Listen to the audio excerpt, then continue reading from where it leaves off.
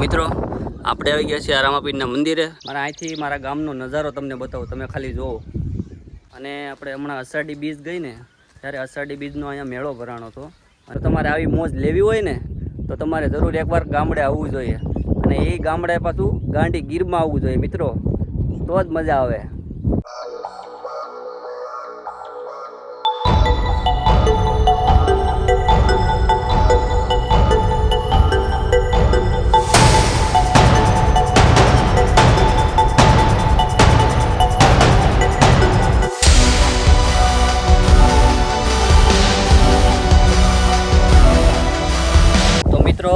ફરીથી એક મારા નવા વ્લોગમાં તમારા બધાનું દિલથી સ્વાગત છે। અને મિત્રો તમારો ભાઈ આજે એક નવો જ વિડીયો અને દેશી વ્લોગ તમારા માટે લઈને આવી ગયો છે। અને આજે અમે આવ્યા છીએ અમારા ગામના મા અમરધામ આશ્રમમાં। તો ચાલો તમને આશ્રમ દેખાડું અને રામાપીને તમને દર્શન કરાવું।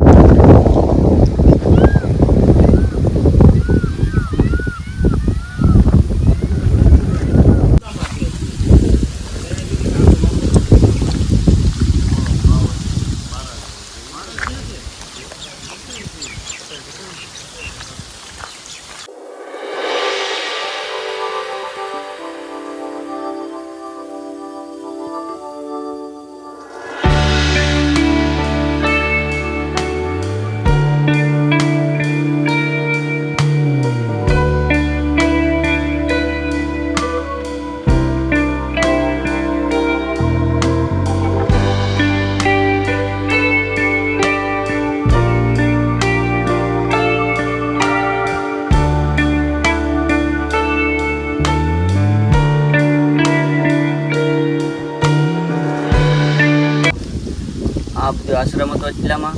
અને હવે આપણે જવાનું છે ઉપર, રામાપીરનું મંદિર છે। તો હું તમને ઉપર જઈને રામાપીરના તમને દર્શન કરાવું, ચાલો।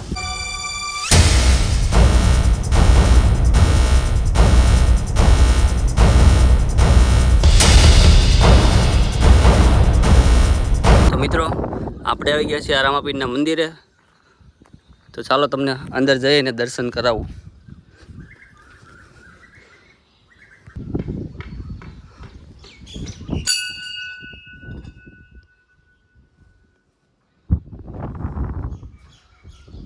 જય રામાપીર। તો મિત્રો બધા દર્શન કરી લો રામાપીરના।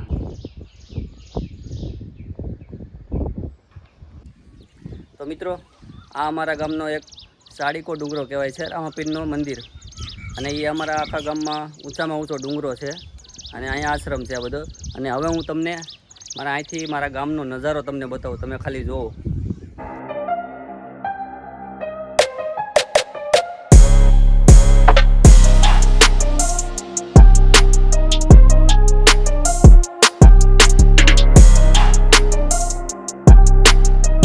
મિત્રો અહીંથી આશ્રમનો નજારો પણ એક નંબર છે મિત્રો।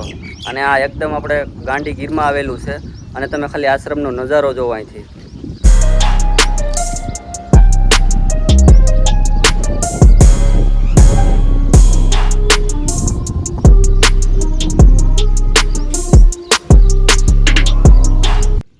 તો મિત્રો આપણે રામાપીરના દર્શન કરી લીધા છે। અને હવે જઈએ છીએ અમે નીચે। અને આ સામે તમને ડુંગરો દેખાય છે ને, ત્યાં જવાનું છે। અને ત્યાંથી મિત્રો એક નંબર નજારો છે। તો ચાલો આપણે ત્યાં જવાનું છે હવે। અને મિત્રો તમે અહીંયા આંબા તો જો, આ આખા ગામ તળની ઉપર ડુંગરો છે। અને ડુંગરા ઉપર આંબા કેટલા ઉગાડ્યા છે તો। અને આપણે હમણાં અષાઢી બીજ ગઈ ને, ત્યારે અષાઢી બીજનો અહીંયા મેળો ભરાણો હતો। અને બહુ જોરદાર અને મસ્ત મજાનો મેળો હતો મિત્રો। તો અત્યારે તો બધી વસ્તુ કાઢી નાખી છે। ત્યારે આપણે સુરત હતા એટલે નકર તમને મેળાનો પણ વ્યૂ બતાવત। અને તમે આંબા જો, આખી બાગ બનાવેલી છે મિત્રો, કાંઈ ઘટે નહીં। અને હવે જવાનું છે આપણે ઉપર ડુંગરે। અને મિત્રો જે આપણે મેળો કર્યો હતો ને, એ બધું કામકાજ હવે પૂરું થઈ ગયું છે। અને આ ભાઈઓ બધા હવે એનો સામાન ભેગો કરે છે। હા, હવે મેળો પૂરો થઈ ગયો મિત્રો।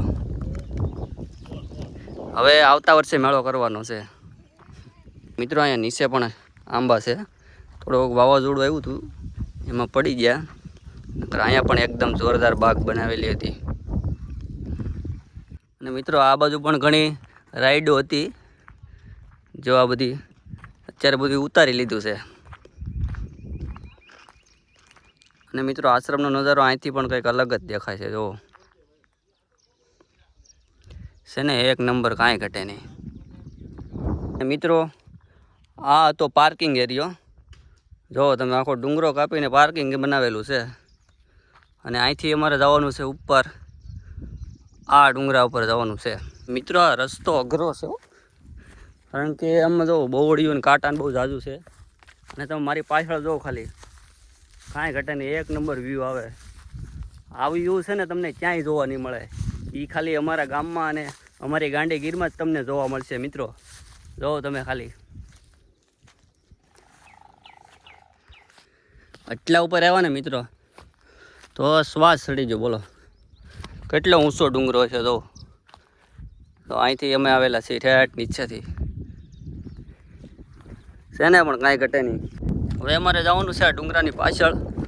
અને ડુંગરાની પાછળ મિત્રો વ્યૂ કંઈક અલગ જ છે. તો ચાલો તમને બતાવું. તો મિત્રો અહીંયા આપણા હનુમાન મંદિર છે, નાનું એવું, નાની એવી ખંભી છે. તો ચાલો આપણે હનુમાન દાદાના દર્શન કરી લઈએ.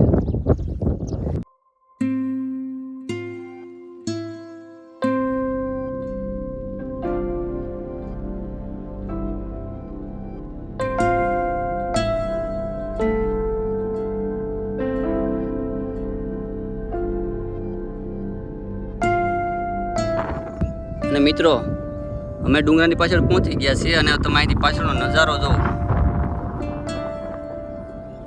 તો અત્યારે ધુમ્મસ આવી ગયું છે. અને તમારી નજર પૂગે ને ત્યાં સુધી મિત્રો ડુંગરા છે અને જંગલ છે. જો કાંઈ ન ઘટે મિત્રો. આ છે આપણા ગાંડીગીરની મોજ. હો ને મિત્રો અહીંયા તો આપણે ઘેટા એટલે જાય છે, તમને દેખાતા હોય તો. અહીંયા દાદા બધા છે. આ રીતનો નજારો છે મિત્રો.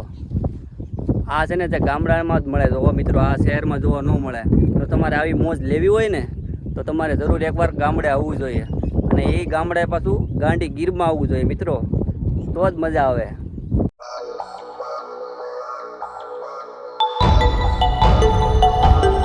તો મિત્રો અમે અહીંયા મા અમરધામ આશ્રમમાં આવી ગયા હતા.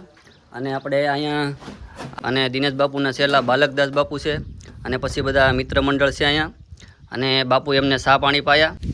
તો મિત્રો આ તો મા અમરધામ આશ્રમનો બ્લોગ, દેશી બ્લોગ એકદમ. મારા આવા નવા વિડીયો જોવા માટે લાઈક, શેર ને સબસ્ક્રાઈબ કરી દેજો. અને હવે મળશું આવતા નવા બ્લોગમાં. ત્યાં સુધી બધાને જય શ્રી રામ.